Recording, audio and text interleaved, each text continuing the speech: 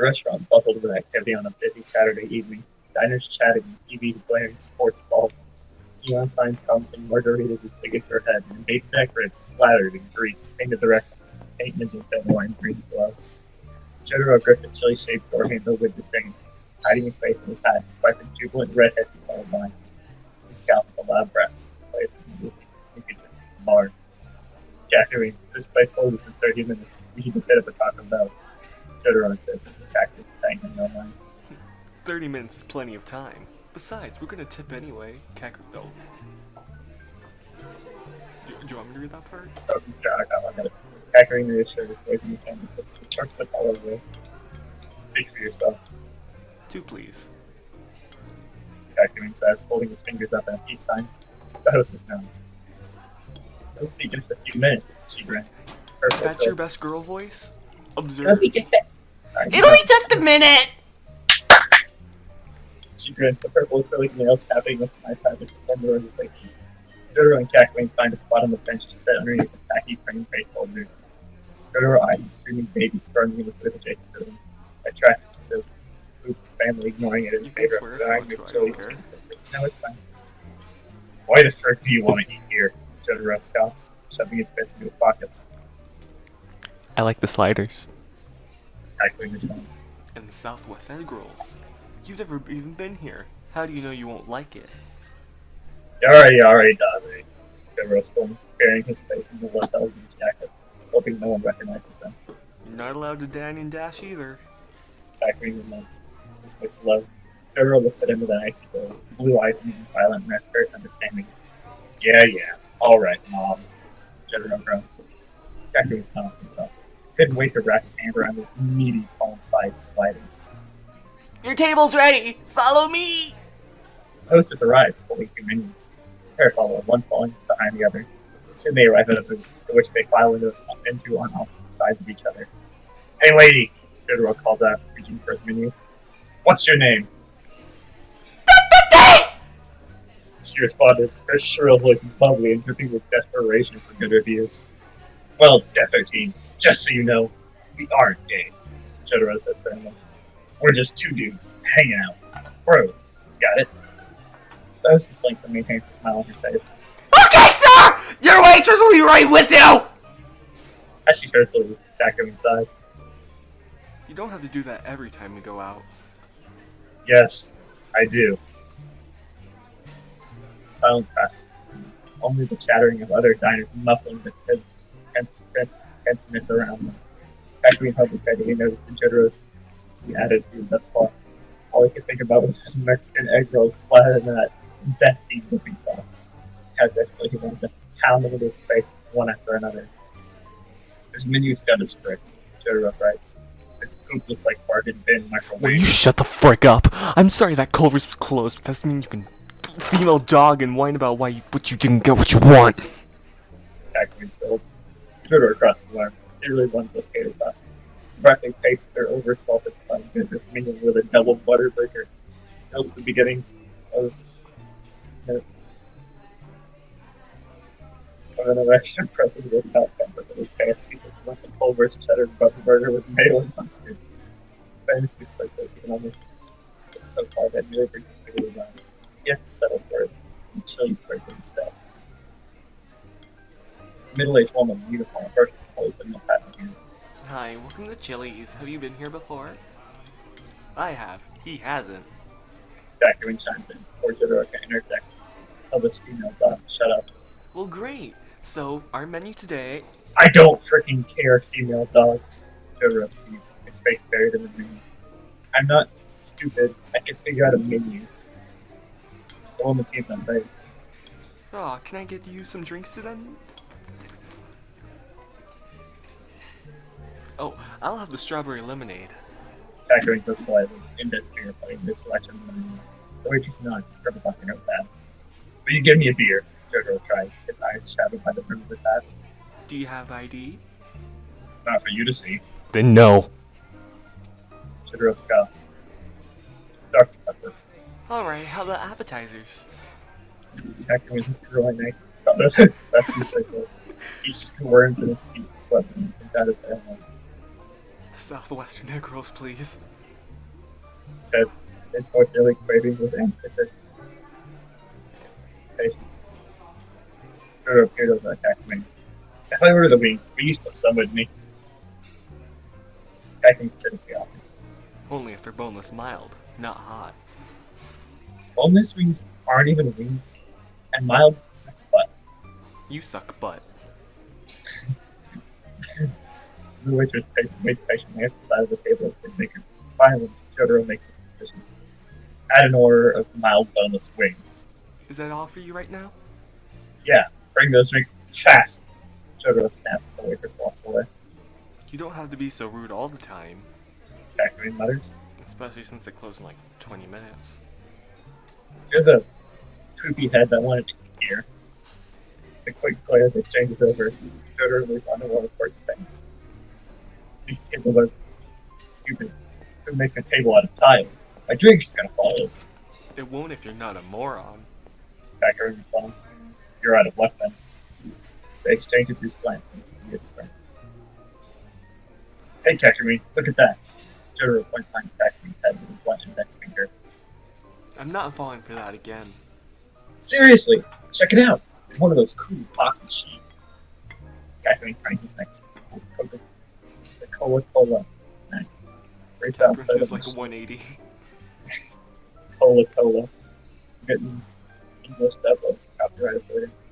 Freestyle soda machine by the employee area. Waitress opening the touchscreen. If I knew they had one of those, I wouldn't have gotten Dr. Pepper. Almost as if on the waitress reappears with it. Kakyoin gives courteous. Thanks. The waitress set this strawberry lemonade down in front of him. It was one of those fancy behind kinds of strawberry lemonade where it's just lemonade and strawberries are frozen and mixed in the bottom. It's kind of poopy though. Strawberry gets stuck in your tongue, you have to like suck in it from the bottom to get it unclogged. Or you can set down Jotaro thing. Jotaro snaps his fingers. Hey, that pop machine, what's in it? The waitress stumbles over and thought for a moment. Well, it has regular sodas, then a bunch of flavors you can add. There's vanilla, raspberry, lime. Take this poop back! Everyone nearly topples the Dr. Pepper on the waitress tray. Just need some root beer with a little bit of every flavor.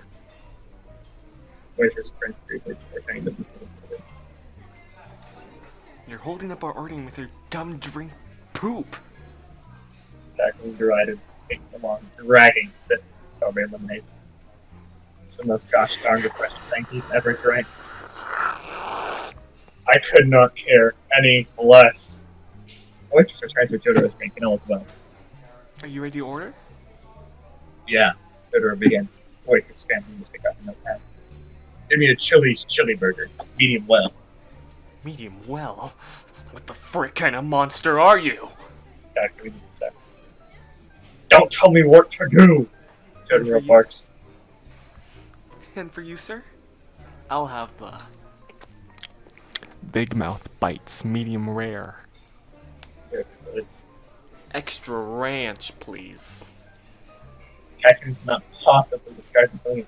It's a woman that got a belly of the ranch. The waitress sounds. Well, your appetizer should be out shortly. Jotaro takes a sip of his drink.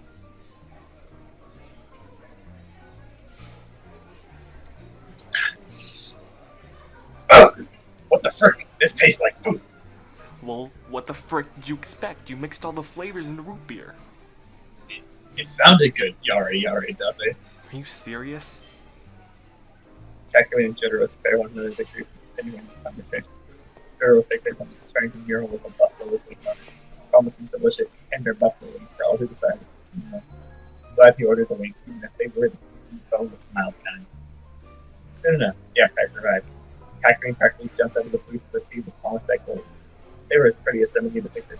Truly a good sign of frozen mass-produced garbage. Jotaro poured the wings, sauce whipping across his face like ferocious strands. Do you want me to take over? You got this, you got this. Kakyoin had to suppress his urge to coom right then and there as he bit into the first egg roll, covered in zesty sauce. He moaned softly, just soft enough to fly under Jotaro's radar. Can I try an egg roll? Jotaro asks. No, get it yourself. I'm giving you some of my wings, Yari Yari. Two in the first place! That's bullshit! Fine! Have one! Kakyoin resigns, saying his goodbye to the smallest of the egg roll halves as he shoves it towards Jotaro, who takes it and crams it into his mouth haphazardly. Hey, that's good. Oh, the Jotaro remarks. The pair finish their appetizers unceremoniously. Kakyoin regrets eating so fast, yet at the same time, he doesn't. He regrets nothing as long as the chilly southwestern egg rolls are involved. I don't want any wings. You said you split them with me. I'm not gonna eat all these poopy, mild, boneless wings. I only got them because you said you would eat the hot ones. Well, I don't want to fill up before the sliders. Just put them to the side. You idiot! With that, their entrees arrived. Frickin' finally. Seemed like ages, but that was impossible since the restaurant closed in about 10 minutes. Jotaro tried to ignore the somber employees sweeping floors and cleaning tables around them. The restaurant had emptied at some point, leaving only Jotaro and Kakyoin in the booth as they chowed down on their entrees. Ugh, this is pretty good. Jotaro spits, fragments of the burger spewing across the table. Kakyoin barely heard Jotaro. The only thing he heard was a mild and ominous ringing in his ears and the mushing of sliders within his gaping maw. His wide mouth opened to accept the tiny burgers one by one. Excitement building with each bite. He feels his eyes rolling in the back of his head, his scalp tingling and toes curling inside of his shoes. What bliss this was! Kakyoin decided he would kill a man if it meant he got to enjoy Chili's big mouth bites just one more time. He contemplates jerking off right there, under the table, his painful pee-pee hardness searing with each swallow of the bites. The mediocre boneless wings went unnoticed, almost a disgrace compared to the sliders. Jotaro finishes burgers, poop all over the place and all over his face. He hadn't used a napkin even once. Napkins were for cats.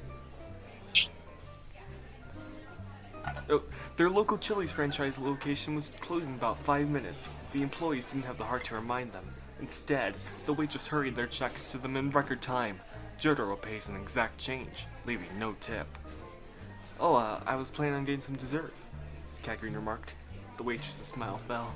Oh, what would you like? The molten chocolate cake. Jotaro grimaces to himself. Hey! Oh, they have to close soon. I'm a paying customer, and I want my gosh darn molten chocolate cake! The waitress scurries away to fulfill the order. Jotaro begins cleaning himself by sliding his fingers across his face and licking whatever gunk accumulated on his digits, mostly buffalo sauce with the occasional fry or burger chunk.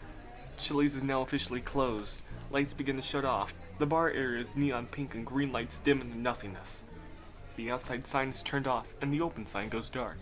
It means nothing to Kakyoin, who patiently awaits his cake. Jotaro understands the allure when the waitress brings the cake to the table. Perfectly molten chocolate cake with a round vanilla ice cream scoop perched atop it made the boy's mouth water. The ravenous animals dug in, spoons clanking and teeth bared. Kakyoin is the first to penetrate into the soft, gooey chocolate lava. He's tempted to pick up the plate and pour the goo into his ridiculously large mouth. Jotaro is quick to identify the deliciousness and intercepts with his spoon. The pair begin moaning in earnest. Kakyoin ruts into the booth, hips gyrating with each slurp of spoon. Jotaro's eyes remain wide like a rabid beast, going dry from the lack of blinking. The cake is demolished. A pile of lukewarm melted ice, cream, and cake mush quickly eroded by the grunting caveman above it. Kakyoin can't take it anymore. He reaches down with his free hand and frees his pee-pee from his stupid school uniform pants, thwapping it against the tile of the table. Jotaro pulls back when Kakyoin slaps his monster Dawn until what remained of the mound of cake with a wet slap. With vicious thrusts, Kakyoin let his tongue hang out of his mouth, and primal growls escape his throat as he reached climax. Jotaro stared in disbelief. He never imagined he'd be watching his best friend frick a Chili's molten chocolate cake.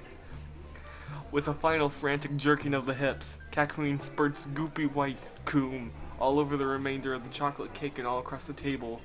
Jotaro ducks to avoid the projectiles, hearing only Kakyoin's wild screeching and the clamoring restaurant staff. Kakyoin finally settles. He slides back into his booth, his entire body in half covered in melted ice cream and cake. His eyes close in a post-coital lethargy. His knees weak. And arms spaghetti. That was some good cake, huh? Why did you read this? So good. So good.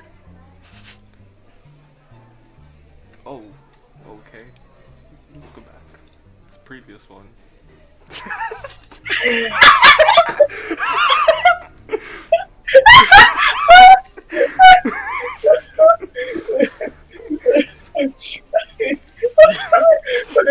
What is the one by extra bean?